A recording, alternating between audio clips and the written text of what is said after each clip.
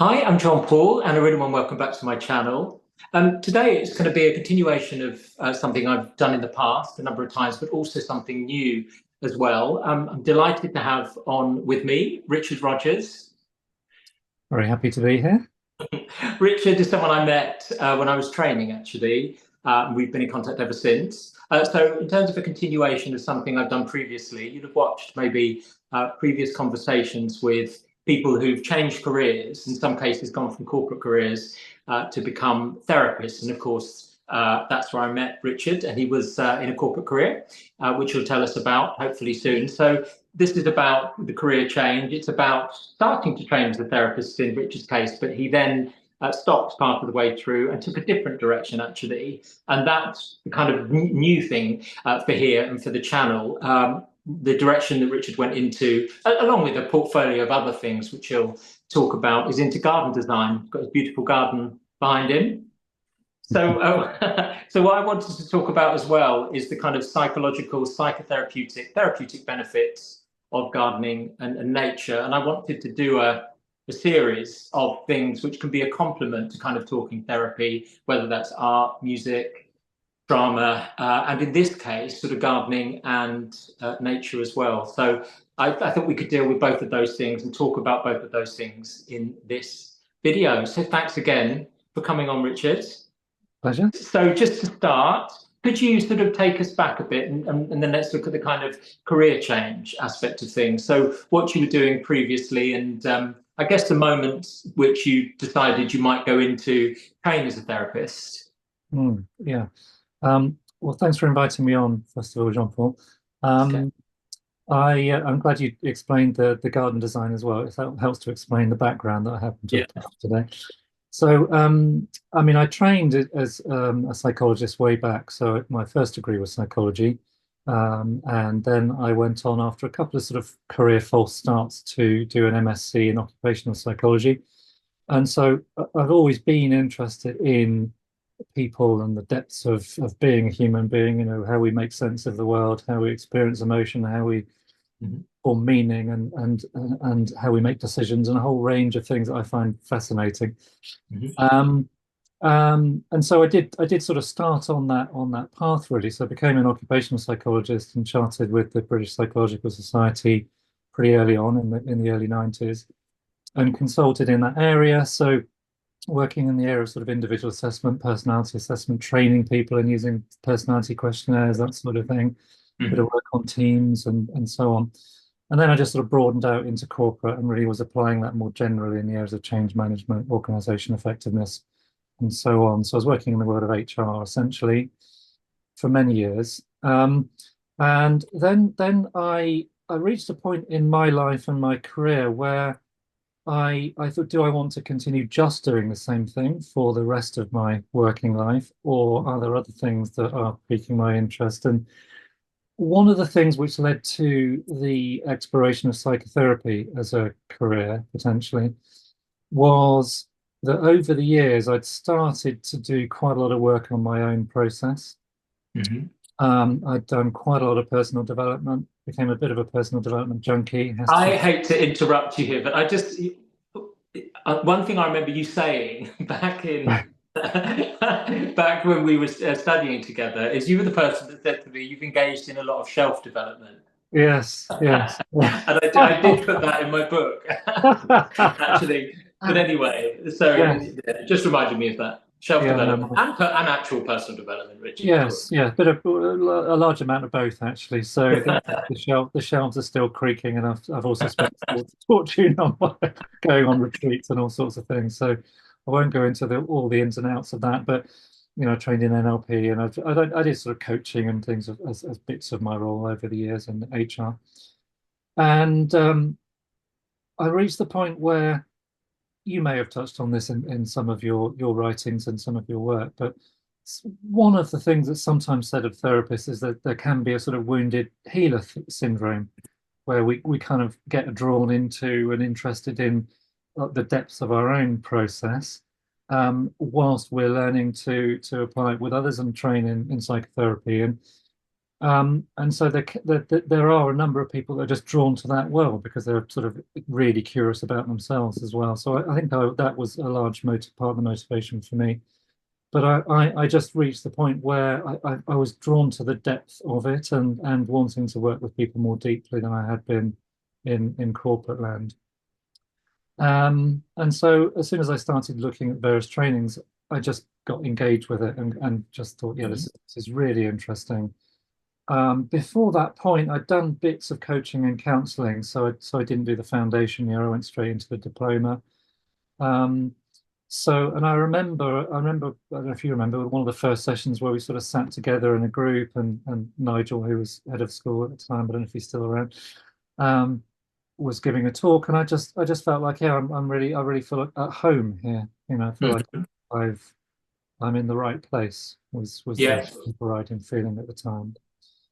That sort of shifted a bit over time, but you know, that's okay, and I'll probably kind of come back to that. That I think my perspective on careers and career choice has changed a bit over the years from what I think the perspective I held early on in my career, which is you've got to identify your life purpose and your life talent and work out, you know, what's my overarching kind of contribution I need to make to the world and so on, and what's the thing. And what I've experienced over the years is that shifts and changes over the course of time. And as I'll come back to as time goes on, I've also explored doing more than one thing as well, which has been really interesting. So my perspective on career choice has changed a bit, and to the point where I now sort of feel like rather than the next thing I do has to be the thing that then I don't see an end to, that I've now arrived, and you know, this is what I can continue to. It's like this is good for now, right for now, and being alert to other opportunities and sort of in-flight correction as it happens.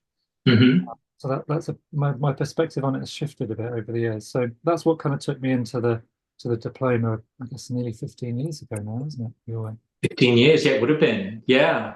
And so as far as, because you were at John Lewis, is that right? When you Yeah, came through into, yeah. you hadn't stopped working. Is that, did you continue to work whilst doing the?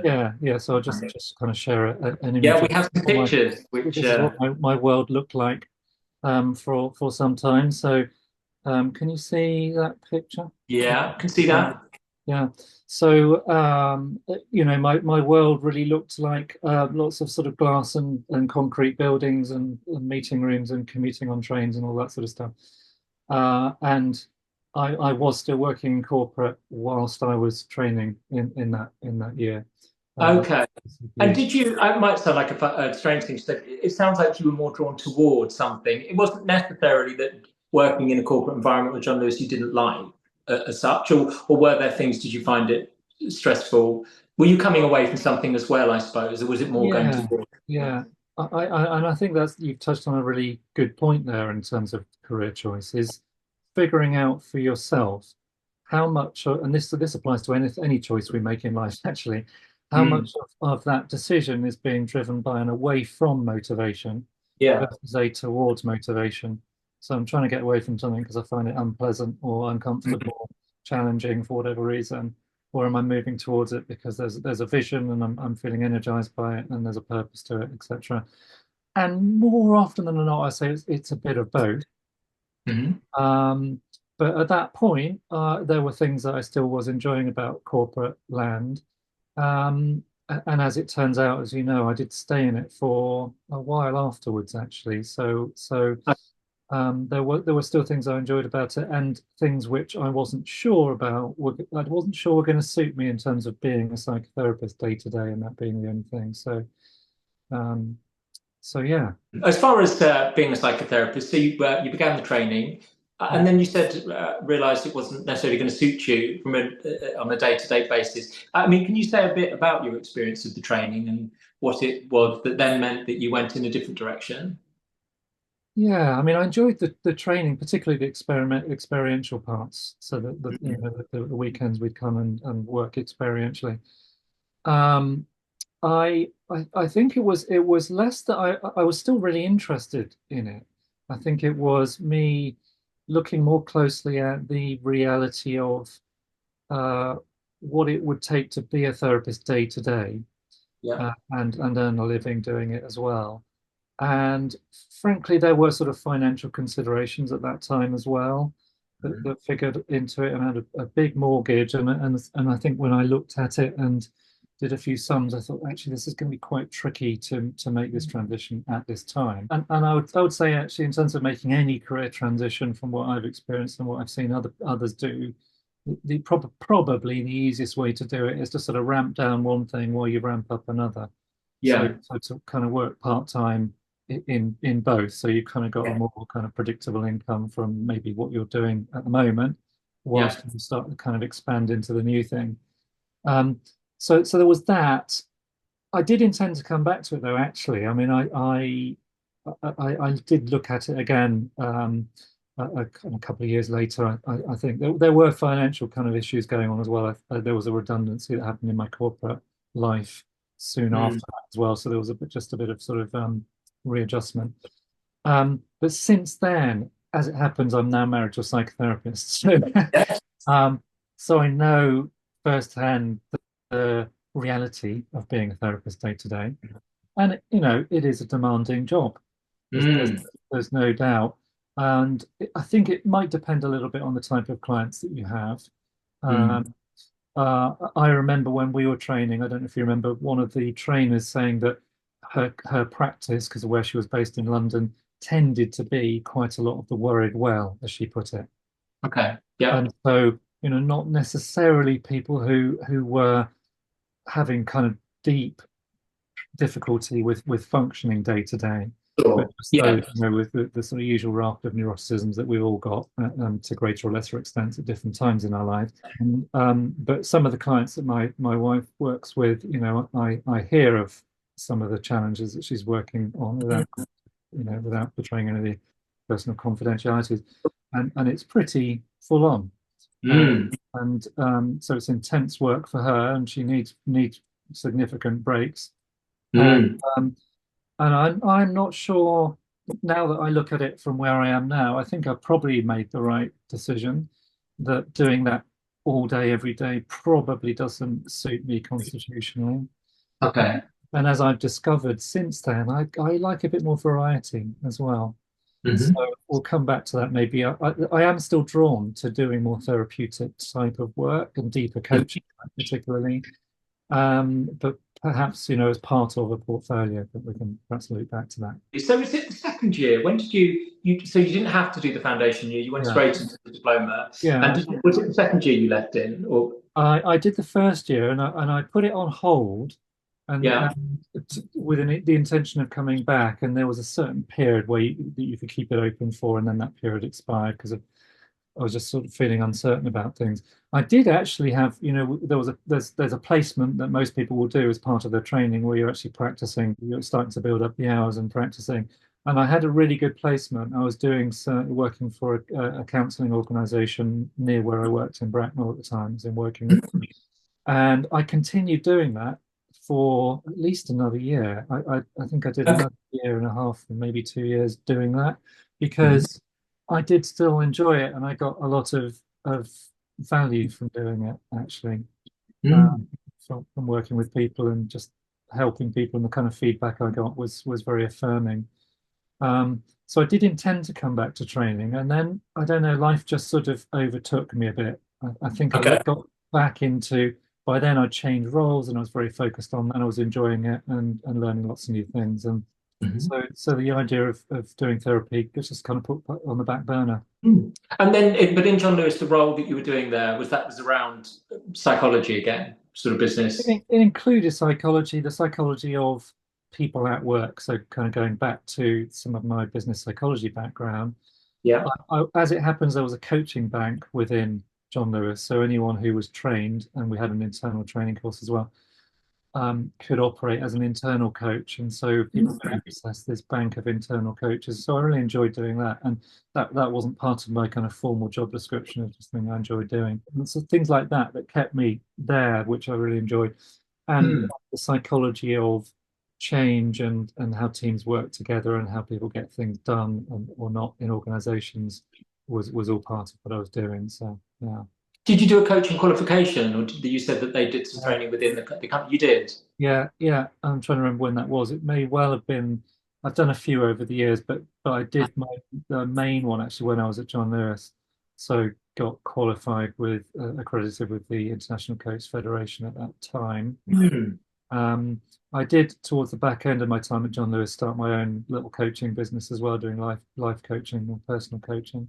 So Ah, okay. yeah, Yes, I vaguely remember that, I think, because again, people that are looking, a lot of the people that come to this channel, some of them are in early stages of looking at the career. So they're thinking, is it psychotherapist, counselor, mm, coach, mm, psychologist? From your coaching experience and having some, as far as being people's therapist as well, or counselor, mm. what would you say about those two? Is there anything you would say to people who are making the choice between those two? I mean, there are people, of Mm. course, that combine them both. There was a woman called Karen Pieces. Do you remember her? I think Yeah, you yeah, might remember. I do So know. Yeah. she runs a very successful coaching and therapy Oh, business now as well. So they can complement each other, can't they? Were you more coaching, would you say, as far as your how you saw things than therapy, or you see the value in both? I did come back around to working one to one, and it felt like coaching was more where it was at for me by then. Okay. Um, I mean, what I think, I mean, my experience of it, which may or may not be helpful to others, is that the, there's quite a lot of that's been written and talked about in terms of the boundary between psychotherapy and coaching, and it's Yeah. important that there's a boundary there. At times, it's not always as clear as people will make it, because Mm. everyone comes to, even if in a coaching context, everyone comes with their history and their psychopathology, and it's all present in the room. The difference, though, is you're not kind of delving into the past in a psychodynamic kind of way, in the way that you would be in psychotherapy. But some of the tools that you use within coaching do get into people's beliefs and their identity and so on. So, there are overlaps. I think that the difference, as I've experienced it, really is that with psychotherapy, you're really working with people to um, help them sort of peel back the layers in a way that helps them to sort of just function better in life. And there might be a particular focus, it might be on relationships or um, just the relationship with their self even. But with coaching, it's more about being goal focused and looking forward, and more about sort of achieving a goal in life. And in that sense, there is a more sort of, I guess, a more positive energy around it.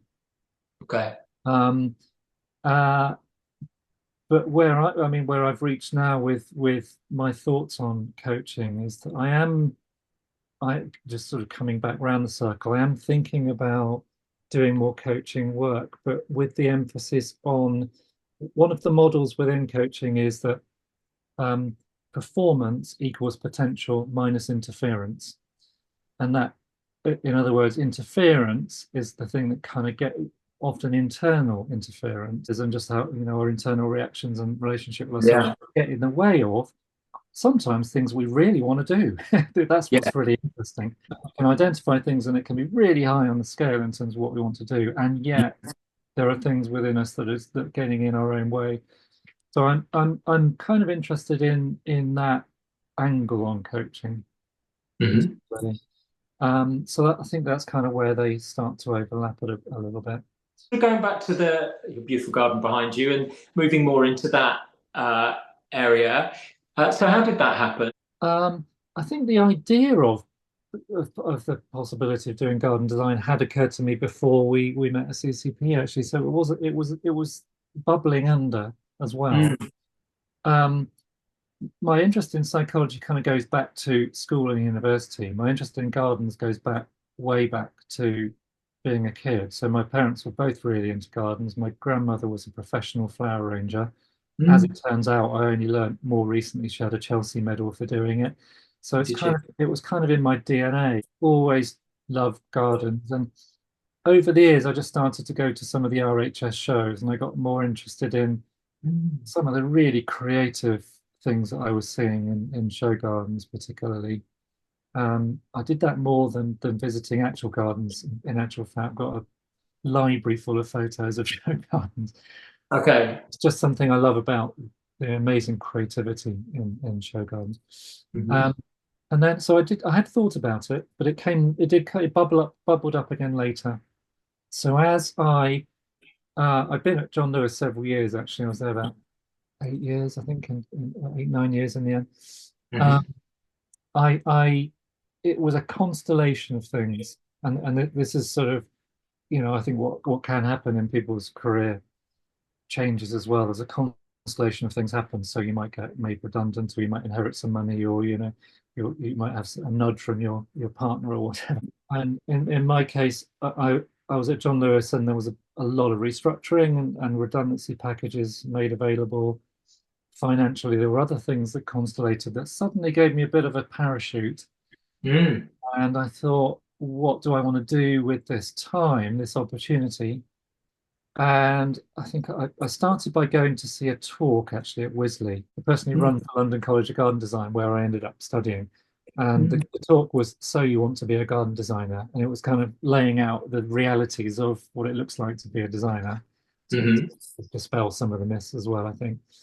And I thought, yeah, I could see myself doing that. There's project management, there's working with people, there's clients, and there's the creative part of it. And the idea of running my own business, I never stepped into. I'd sort of wondered about, and I Hmm. thought, actually, I've got an opportunity here, and I literally just stepped out of working for a year.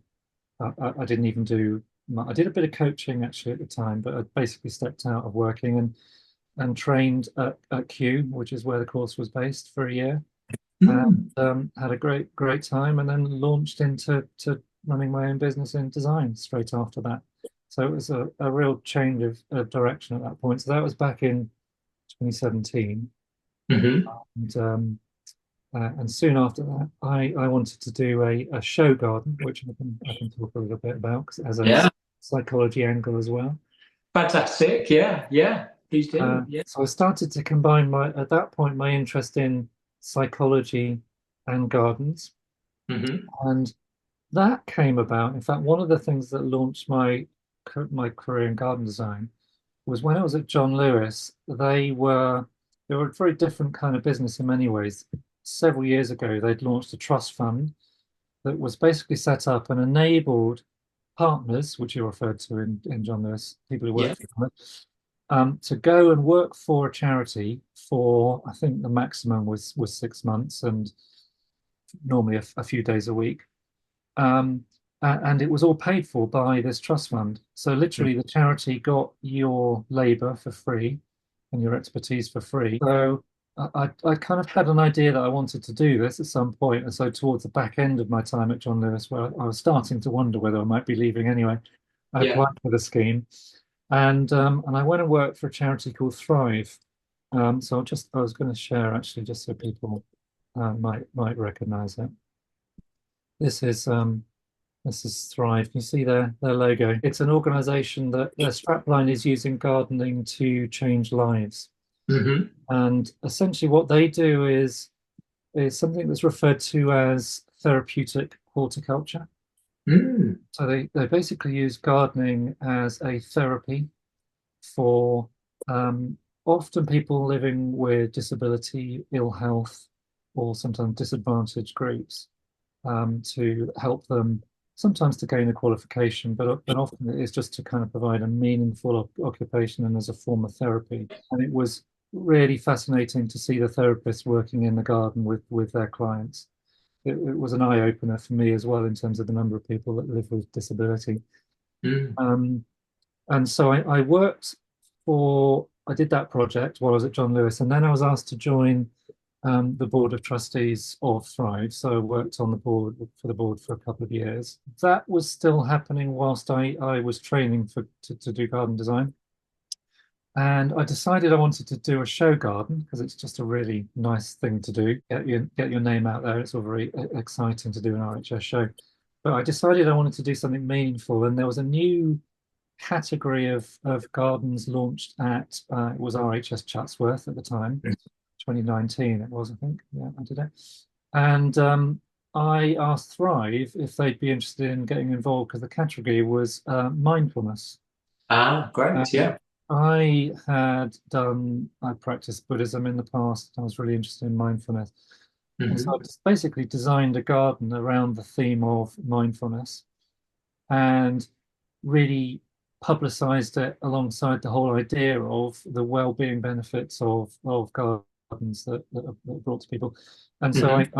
I although Thrive didn't actually kind of put financial investment in, I basically put them as the sponsor so that they got publicity. So, Brilliant. Yeah. and I can show you a picture of that garden because it sort of the theme of it will make more sense. So this is a picture. You see that?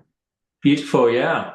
So the centerpiece of this was that in the sort of background there you can see that's is a statue. It's called Leaf Spirit, and it's basically made up of a large collage. It's a bronze sculpture, but it's made up of a collage of leaves. Mm. I think I first saw it at Kew, Right. because when it's placed up against a hedge, it just feels like it's emerging. You can sort of see Hmm. that it just feels like it's part of the greenery and the living background, and Yeah. that face just emerges from it in a 3D way.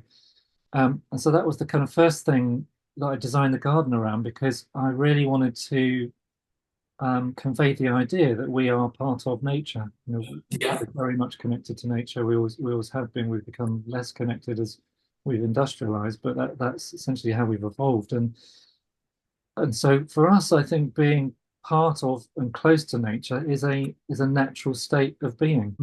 And then the pool of water in front of the statue. So the statue was reflected in that pool of water. Hmm. The idea being that when we meditate or when we do any form of mindfulness practice, it enables us to step back into the observer and observe the busyness of our mind and emotions from a distance and to be in that observer position. So that was one idea. And then there were, as you can't quite see it, but as you walked around the garden, there were literally trees in the way that you had to peer around and through to see Okay. you in the corner. It became Hmm. more visible at certain points. But the idea of that was that we see the world through all of our own filters of experience Hmm. and training. And so, the reality of our experience isn't always seen that clearly. We see it partially through our own filters and our own lenses. So that Yeah. was the idea behind it. So that kind of got me a silver gilt medal. Unfortunately, didn't get a gold. We were very close, but uh, For a first time, Silver's amazing. Yeah. And what so was it like to win that? well, the actual build of it is the hardest I've ever worked in my life. You literally, I mean, you design it, and then the project management of getting everything on site, including Yeah. that sponsors have contributed and all the plants at peak condition. And people don't realize when they see show gardens the amount of work they go. I mean, literally, it was months of work to get to that point, and then you have I think for this show we had 2 weeks to build it. You literally arrive and there's just a bit of grass and that's it. So with this garden we had to dig down and for the pool to go in the pool, um, and it's intense, really long days. And because it's Mm. never been done, any show garden's never been done before. It's always unique. Always things that go wrong, and we had some nights that security were literally kicking us off the site because we weren't finished. Really? Yeah, we weren't supposed to be there. So it was the hardest I'd ever worked. But getting the medal was just sort of wow, amazing. It felt like Yeah. an amazing achievement. So yeah, it was. Fantastic. The technical side of things, you'd have learnt that during your design course, would you? Yeah. I had a mentor. So the company that helped me build it had done some. He built some show gardens before, so he kind of gave me some mentoring, which was Yeah. helpful. So I think mentoring is invaluable for anything that you're doing, Mm. when you're new to it. You talked a bit about the kind of Thrive being what's the strap line for Thrive? Therapeutic or using gardening to change lives. Using gardening to change lives. And can you just say a bit more, I suppose, about how it's changed yours potentially and therapeutic effects on it for people? I know you were talking about what you'd Mm. seen as far as people coming in with Thrive and things, but could you say a bit more about that? Why actually you would see it as Yeah. therapeutic for people? Well, there's quite a bit of research been done on it actually.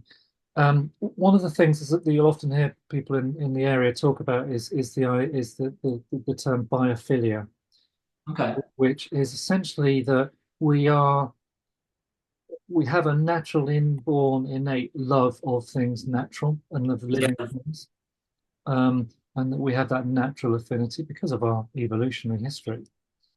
And so there's something that feeds us as a human being by being with and around plants actually, and even just seeing them. And Mm. there's some research that was done in hospitals where they compared patients who had the view of some greenery out the window Mm. versus just sort of staring at a blank wall or another building or something.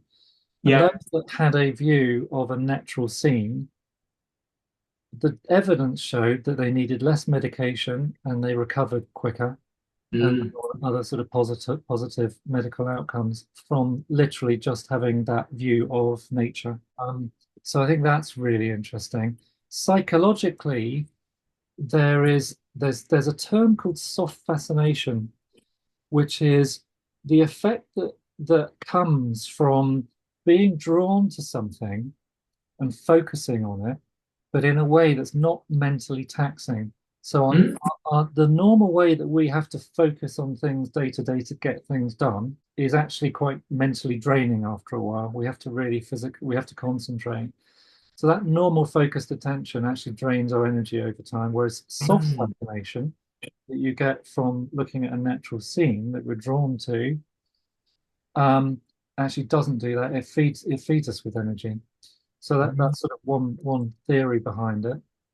Um, there is as well some biochemical stuff that goes on. So there's a chemical called phytonicides, which are emitted by trees that Mm. have been shown to have medical benefits, um, which I think is one of the things behind, forest bathing, Shinrin Yoku in the Far East, where people literally spend time in forests as a meditative practice, as a health practice. And that might be to do with some of the chemicals that are emitted by trees. So that's some of the background to it. There are other benefits of actually doing gardening, I believe, which is where the therapeutic Yeah. horticulture comes in. There's a term which I came across as I was looking at this called hortophilia, which Mm. is that if you think about our evolutionary history, we got very far if we weren't able to work with plants or with our environment and harmonize with our environment. And that's possibly where it comes from. The need to actually grow things successfully Yeah. has been part of our history. And so Mhm. it's quite a natural thing to do. And one of the things that I heard the therapist talk about at Thrive was that um, when you're nurturing a plant, it almost sort of takes you out of your own problems. And Mm. for many people, nurturing something like a plant is easier than focusing their attention on another person. Sure. Um, and that process of nurturing it, growing it, just brings a sense of hope, really. Yeah. Um, in fact, there's a lovely quote actually by Audrey Hepburn, which is to plant a garden is to believe in tomorrow. Mm. Fantastic. Yeah. Hope, trust. Yeah. Yeah, yeah, that Mm. other idea that you know the belief in tomorrow is about planting a tree under which whose shade we know we might not sit, but it's Yes. worth doing anyway. Mm. So that's some of the background to it, and it's true for me. I mean, and my experience is, you can see my garden here, is I'm as it happens, I'm sitting in an office that's in that black building in the corner is where I'm Yeah. sitting at the moment. Um, so I have a home office, and my daily commute is to literally walk down some of that path that you can see there. And so I will just literally I walk around the garden virtually every day early on in the season when you can see day by day things kind of growing. Uh, Yeah. and I notice this change in me physiologically, literally as I step out the door from an indoors environment to the outdoors environment where I feel the wind on my skin, I feel the warmth of the sun, I can hear the birds, the expansiveness of the sky. It just feels instantly different.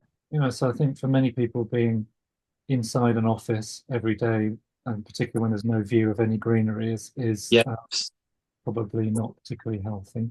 Yeah, I think that with all the flats that go up in London, huge blocks, and there's somewhere near a park possibly, but they don't see any greenery at all. And the people aspire to live in them, don't they? But I'm not sure psychologically, from the point of view of people's well-being, it's the most helpful thing. I mean, you said about going around and enjoying the garden, seeing the changes, but I think it's also hard work, I imagine, that garden for you on a day-to-day basis, Yeah, it is. We mentioned before we started the call, I've got a bit of a stiff back at the moment because of some of the work that I've been doing recently, so it does have that effect as well. In some ways, maybe that manual work is the helpful thing too, for us. A lot of what we do in terms of technology, there isn't a physical challenge necessarily, is there?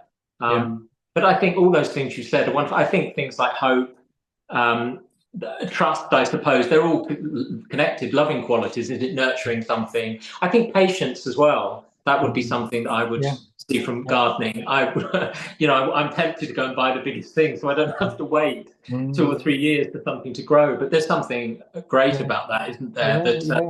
Patiently, it does grow over time. And we've been in this house for 20 years now. I can see things that we bought initially, and now 5 times the size, and it grows at its own pace. I suppose you have to take care of it, water it, all those things, which are all good. And also, the idea that some plants will fail, but when you see some of the fruits of your labor come to fruition, it's all part of the process. And I've seen that with the clients at Thrive, that you can see how some clients who might be very kind of emotionally reactive and find it hard to be patient in their sort of everyday life can be more patient with a tray of seedlings that hasn't germinated yet.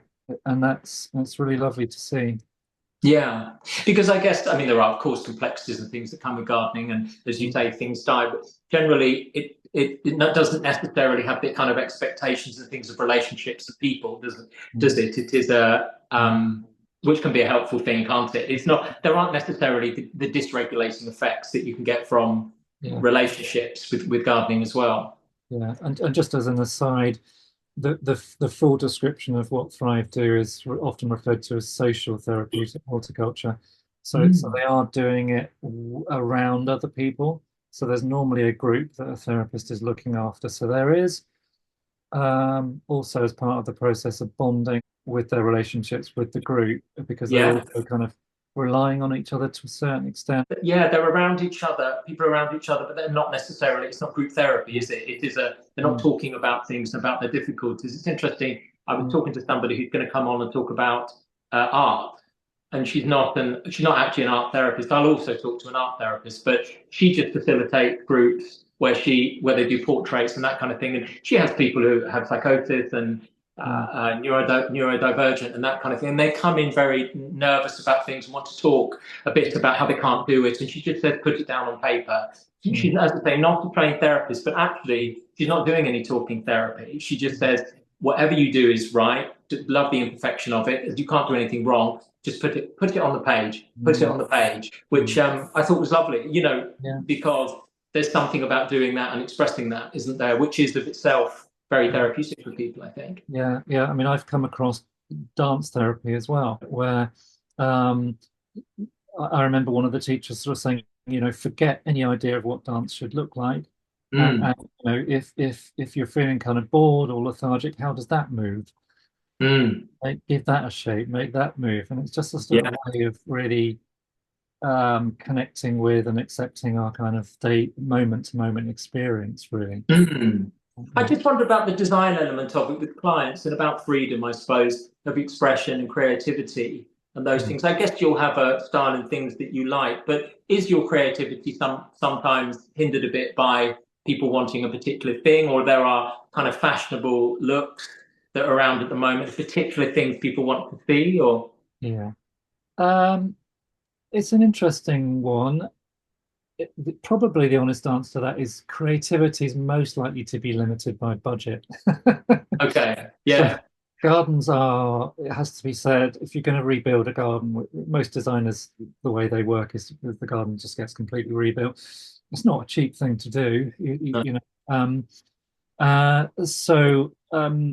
is easier to express creativity probably in lots of creative fields where the budget's there. Then there's normally plenty of scope within a client's brief to express, creativity within it. But you've got to design to the client's brief and come up with something that they're going to love to live in. It's not your garden. So yeah, but you learn that process. That's all part of being a designer, really, of anything, I think, is you're designing aesthetically and functionally. It's got to work on all levels really for that particular client.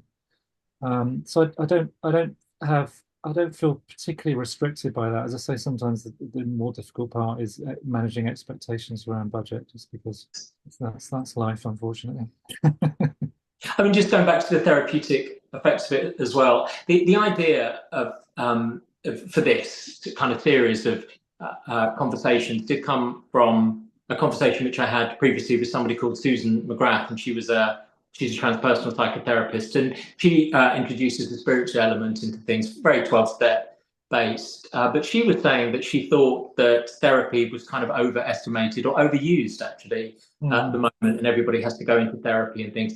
I did reflect on that afterwards, and I did think because what she was saying was, well, spiritual practices, gardening, art, those things can be kind of effectively alternatives to therapy, to talking therapy. But I was thinking about it afterwards, and I do think there are things that talking therapy can very particularly provide that are very helpful. I think in addition, for most people, I mean, of course, you can combine the two as well, art and talking therapy.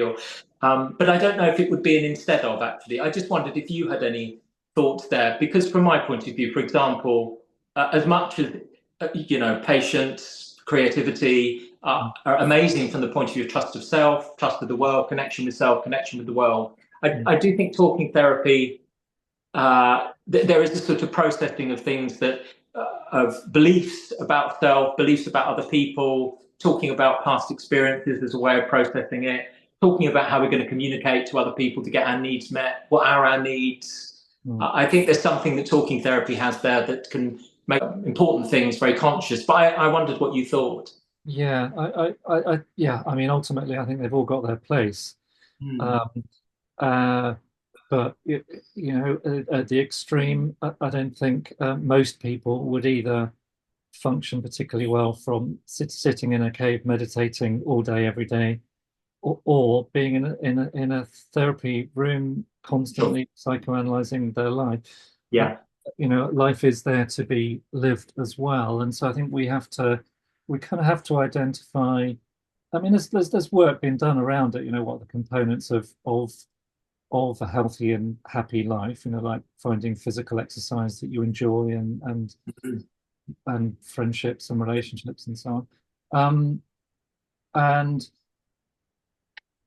there is a limit to some of those things. So I remember, I've experienced it myself, and I remember somebody saying, you can go for a run, and that can be great for getting the endorphins going and getting out into nature and some fresh air and getting fit, and it has a mental effect. But you can be pounding away and just running through the same old problems in your head at the same time. Yeah. Yes. And so that's when talking therapy would have a benefit, is those thoughts have a place to sort of express themselves outside of the loops that we kind of get into in our own heads. So yeah, absolutely, both types of things have their place, undoubtedly. Interestingly, my wife is a therapist, also does work outdoors, so she's trained as an ecotherapist amongst other things, and uses the outdoors for some clients.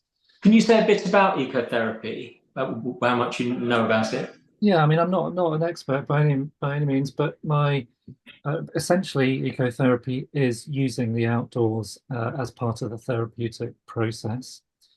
And so my wife will take a client to a place where she knows well, so she kind of knows her way around it, and there's a certain amount of being able to guide the client and know that you're both safe and that you're not going to bump into people and all that. But she will then use what's in people's physical surroundings and how they relate to it as part of the dialogue and the conversation and the therapeutic process. And in nature, there's quite a lot of rich metaphor in nature. Yeah. You know, so people might suddenly relate to a branch that's falling off a tree, for example. They might suddenly have meaning to them when they see it. Or, you know, there's some remarkable things. You know, a butterfly might suddenly land on your arm and it has a meaning. And Fantastic. so there are all sorts of things that can happen outdoors and also through the process of physically moving that I think it's hard to Yeah. indoors. And the change of seasons, I guess, is interesting. Yeah. I mean, she'll go out in all weathers. The only time she doesn't go outdoors is if there's a threat of lightning. Okay. But apart from that, you know, the understanding is that they will gear up and waterproofs if necessary and do you know, that's part of the process. So yeah, I you know, and that works for some clients and others get drawn back to the room. And so I think it's there's no one right approach. It's what's right for that person at that point in their journey. Yeah. Sort of kind of goes back to the idea of it's right for now in terms of, you know, what I was saying about career choice as well. I think in terms of our own process. It's an interesting question that was posed to you is, you know, is we do too much therapy? I mean, I think there's a book by, is it James Hillman, 100 years of therapy and the world's getting worse or something. There are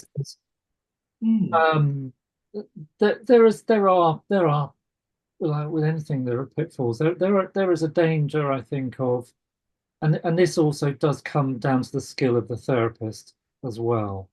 There is a danger of clients getting overly dependent into a codependent relationship in a way with their therapist, or at least the dependent part from the direction of the client, and just that attachment that forms is then hard for them to break. It's sort of then part of it.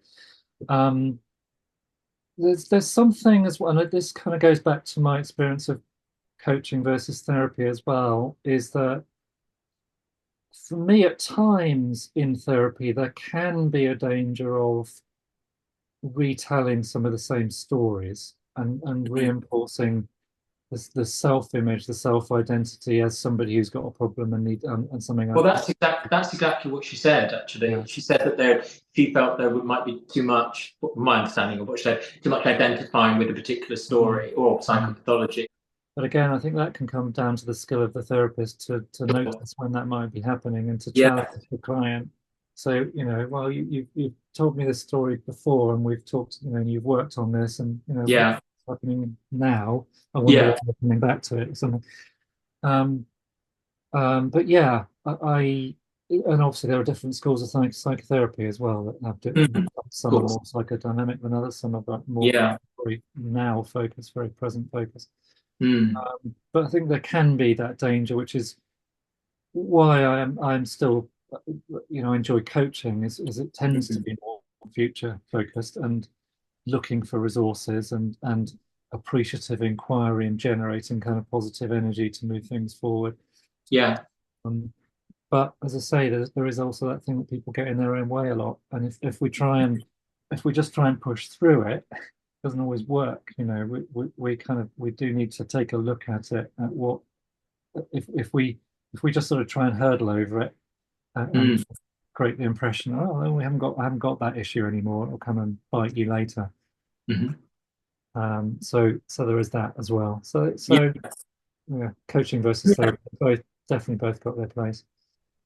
Thanks for your views on that. I just wanted to go back as well when you were talking about budgets and things, gardens, your beautiful garden, the financial side of things, I suppose. And when I was talking about people in flats, I mean, they're expensive flats, aren't they? But there are plenty of people, aren't there, that are not going to have a garden or necessarily even access to it. One of the things that inspired this as well was I might have mentioned it to you in a message. Is her name Sue Stewart-Smith? She's the psychiatrist who wrote a book. You've got the book, haven't you? I can't remember what it was called. But she was Well-Gardened Mind, I think it's called. Yeah, so she was talking the connection, that sort of connection with what we've been talking about, really. And her husband, Tim Stewart Smith, he's a garden designer. Is that Tom, right? yeah, Tom Stewart Smith. Tom, there you go. Yeah. And so we were at somewhere called Sezincote, which I think is in the Cotswolds, and they were talking together. It was, very interesting, really lovely conversation which they were having about all of this and about the therapeutic effects, and also gardening as a political thing, social activism, all those things.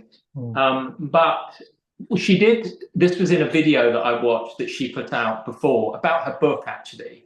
And she was saying, oh, we gave over a small part of the garden to a group of people, and they made, I think it was, they grew vegetables and that kind of thing.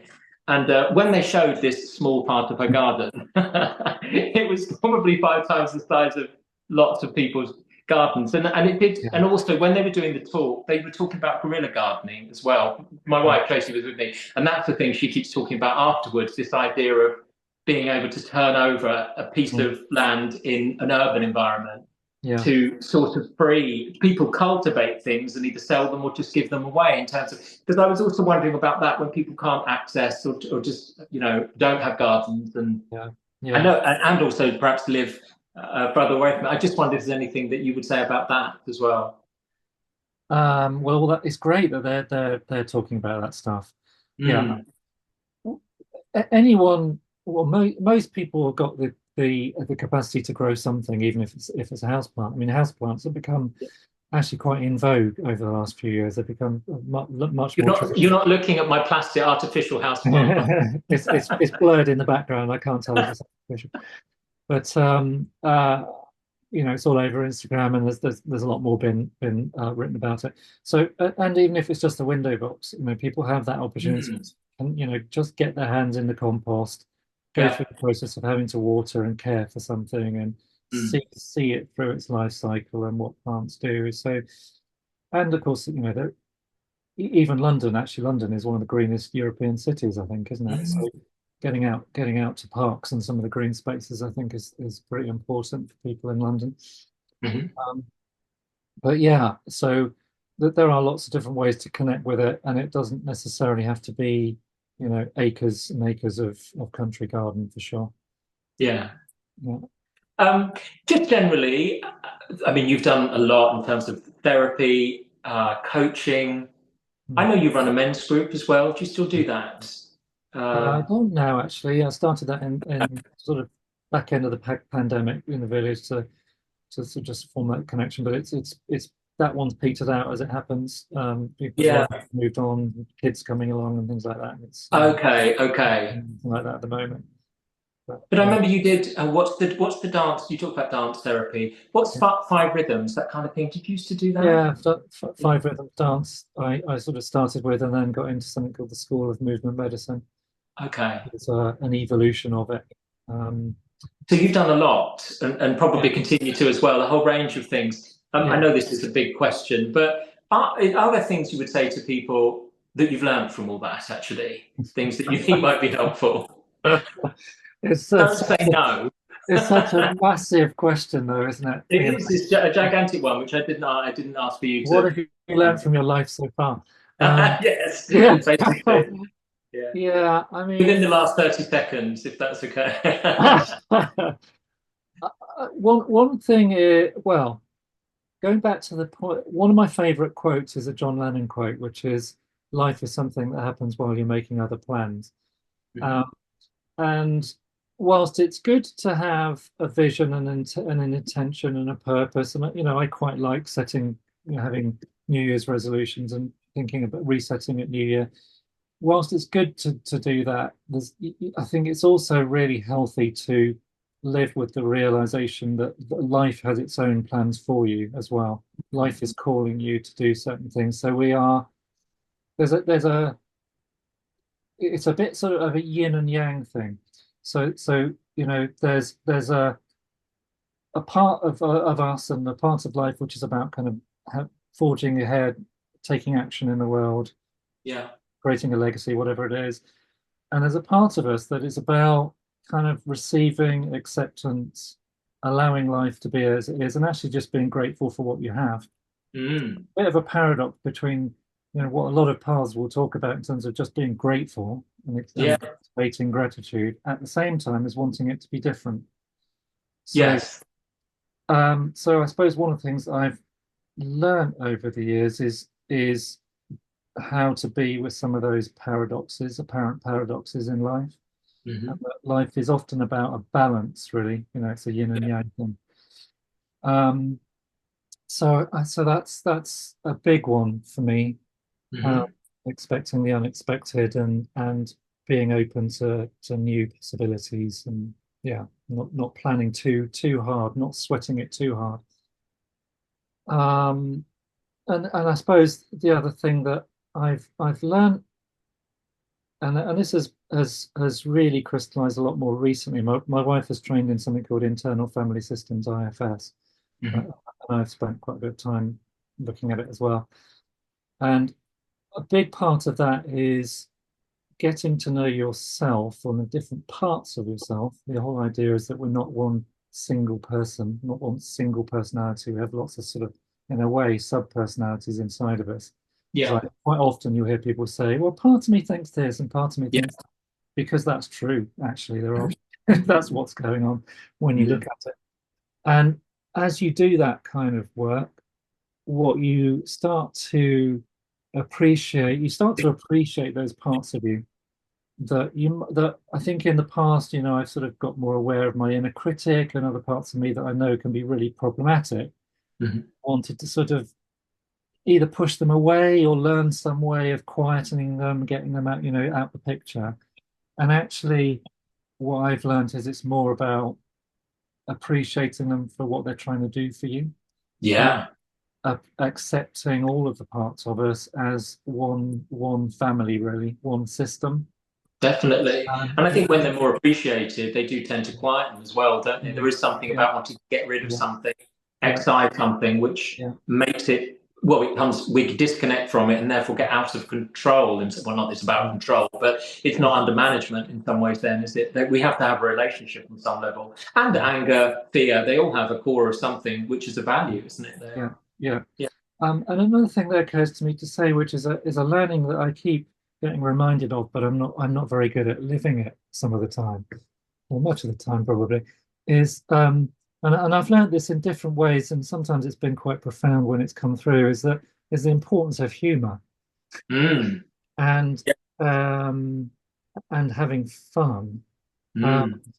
because you know, I think if when I've come across teachers or sort of guru types on social media or whatever, they're very sort of earnest and Mm. my way is the way, and um, there's no humor to it, then it makes me suspicious. It's probably not right. So Yeah. again, that balance. But you know, at times, you know, we need to be dead serious. Lots of things to be serious in the world. Let's face it, but also holding some of those things lightly inside of ourselves. You know, there is a value. It's not just about a sort of hedonistic, you know, pleasure-seeking, having fun thing. I can really appreciate the actual value of humor and just Yeah. having fun within all of that Absolutely. goes on. Yeah. So yeah, I Mm. could go. You know, I knew you'd have an amazing answer to that question. Thank you. You talked before a bit about being open to possibilities, actually. So, in terms of the future, we were having a chat before we started recording here, and Mm. where things are going for you and what things are like now. You said a bit more of a portfolio of things for you. Yeah, yeah.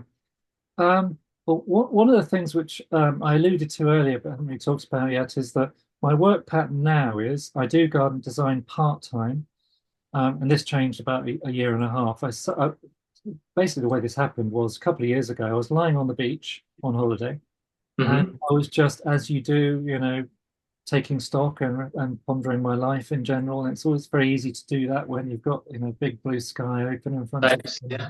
no pressures of very much. And having made the career into garden design, I suddenly realized I was missing elements of what I used to do.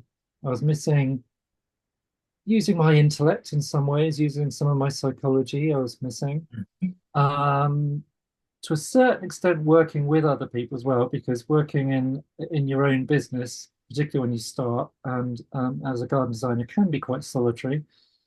Well, you have some client contact. Often you're working on your own. So there was various things that I suddenly thought, well, actually, there's something here I need to explore in terms of what I do next. Mhm. And I sat with it for a while. I mean, my style is quite reflective, so it had to percolate for a bit, and it took 2 or 3 months to the point where that percolation led me to sitting on the sofa and thinking, I wonder if I could do some psychology thing part time. Basically, I then started looking for business psychology jobs of the type that I used to do when I started, and whether it would be possible to do it part time. And sure enough, an opportunity came up, and quite quickly, I got a job in a consultancy that I've known of for many years. Actually, in fact, I worked Right. with when I was at John Lewis. Okay. And so I got a job there, and I started working for them part time. And so my working week now is very different. You know, one minute I'm um, coaching somebody or doing an assessment for somebody for a job or designing a competency framework or something. Um, the next minute I'm out on a garden site that we're building the design and laying out the plants and seeing how the contractor's getting on. Amazing. How do And they work together, those two? Because they well, would seem quite different. I'm sure they're yeah, overlap. what I learned, and this wasn't actually planned, it just sort of happened, was that I realized I was using really different parts of my brain and different parts of me, which I was really enjoying actually. It Hmm. felt like I was using more of me in many Yeah. ways. And it kind of linked to, I had some coaching with a guy called Nick Williams years and years ago. And he talked about the idea of some people being a Renaissance soul, which is a bit of a lofty thing. But in the Renaissance, basically, you know, Da Vinci was a scientist and he was an artist and Mm. would work quite happily in very different sorts of fields within the Renaissance. And there was a sort of burgeoning of a whole range of fields at that time. And sort of introduced the idea that, you know, it might not just be one thing that is what you need to be doing.